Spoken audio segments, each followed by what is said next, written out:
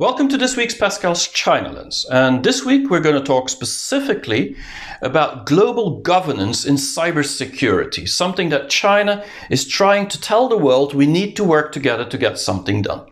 Very, very interesting topic.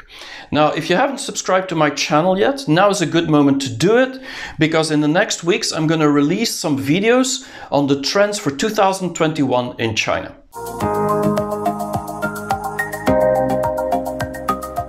So just last week, on November 24th, just a week ago, in Wuzhen, that's a city close to Alibaba in Zhejiang province, there's been the World Internet Conference. Every year that happens in China, the biggest internet conference in China, where leaders from all over the world are coming to that one city, Wuzhen, to discuss the future of the internet. And this year, Xi Jinping expressed that he wants a new paradigm for cybersecurity. Basically, he wants a global internet governance, some rules, some regulation, a model that works to make the internet a safer place, and so that the whole society and the humanity can actually be at ease against all the bad things that are happening on the internet. So it makes total sense. Now, it's symbolic and interesting to see that China is reaching out. Because, the model of China with the internet, kind of a different model than from the West. But at the same time, Xi Jinping was expressing that China has shown to the world through the pandemic that their approach of the internet and their model has been helping really get through this pandemic. We all know that now there's the new normal of digital, which means that we're all become digital beings. We're doing e-commerce online much more than before, e-learning, but also telemedicine in China specifically, but all over the world, teleworking. We're all doing it as if it's normal. And so this is just going to increase the volume on the internet. On the other hand, China has been creating a huge infrastructure over the past years in the digital infrastructure, which has shown that this has helped them through this pandemic. Think about the QR codes with the tracing apps, and Xi Jinping is actually promoting that globally and saying you all need to use QR codes because this is how we can keep population healthy and safe. But also things like AI and big data and data centers and now 5G everywhere in China. It's just going to increase this volume on the internet so much more that unless we create a safe framework, some governance, it could actually harm a lot of countries, a lot of people. And the other thing is, of course, that China is also saying, and that's definitely, we all know that, we don't need China to tell us that, is that the internet is not a safe place always. There's a lot of dangers in the internet. Think about fake news, think about deep fakes, about election interference. There's so many things we can't really trust. We need regulations. And how do we work with these companies like Facebook and Tencent and Alibaba? And that's also another question to be answered. And then finally, there's cybercrime and cyber attacks. And this is something that makes every nation vulnerable. And every nation, especially power nations, think about China, Russia, but also America, Australia. Lots of in Europe, big power nations are doing espionage.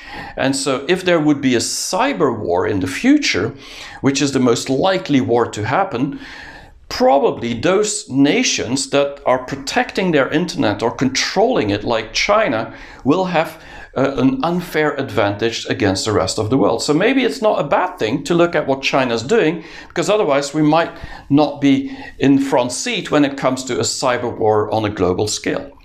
So China reaching out to the world sounds weird, but in a way it makes sense. But there are huge problems to make it happen. One of the problems is, of course, the model, which I just said. China's model is censored, it's controlled, it's internal, there's the Great Firewall, and then you have the Western model, which is much more open, freedom of speech, different privacy concept, as well as different safety norms. And so how do you match these two? It doesn't seem to be that they can live together. And maybe the model has to be somewhere like in between those two, or maybe some countries are a little bit more like this and other countries are a little bit more like that. But we need to create something. What we cannot have, of course, the West would never accept that, is that China imposes its model on the rest of the world. China wouldn't accept the same in the other way around either.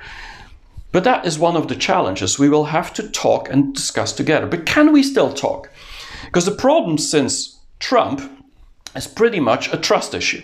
Trump has been accusing China of doing espionage constantly. And so China's the evil bad guy when it comes to cybersecurity or cyber attacks.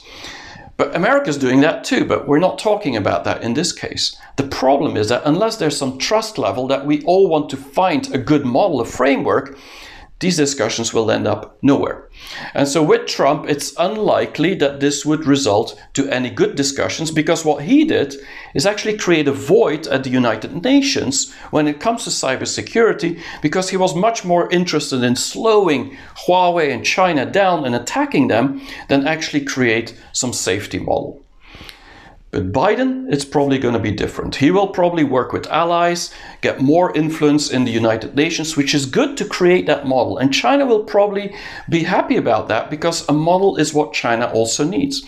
We don't know. But one thing we do know is that unless there's talks started with China included, and Biden has to create some kind of a trust level when it comes to their good intentions of China to create a model that works for everyone, unless we do that, China is going to reach out to all these leaders outside of the West that probably find the Chinese model more effective, specifically looking at the results of the pandemic. And so this is a really catch-22 situation. But what we have to do is forget our ideology of we only want to be right and China's wrong. We have to look at how both models could actually be balanced one against the other. And then maybe instead of building one treaty, which we're probably never going to get at, just like with the trade war, we're never going to get everybody happy. What we have to do is get some kind of a model where countries can choose themselves a little bit more of the China model, a little bit more of the Western model for the internet, but at least keep this recipe alive so that everybody can benefit from the digitalization, from the new Industry 4.0, which will create a lot more data on the internet, a lot more insecure information and insecure situations. And so we need to have China in these talks. I'm convinced of that. China reaching out to the world, I think, is a very, very positive thing. But I think it's the time for Europe and for the US, probably Biden, to now take this and actually drive this whole disruption into creating a better and safer world for everyone, and create a global governance on the internet that we all need and all want.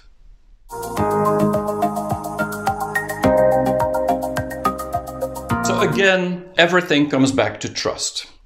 Can we trust that China's internet model has some benefits in some areas that could benefit creating a global model or not? If not, we're probably not going to want to be in talks with China, which means that China will reach out to the rest of the world. We could end up with a splinter net. So the choice is ours. Hope you liked it. Thanks for listening, and see you next week for another week of Pascal's China Lens.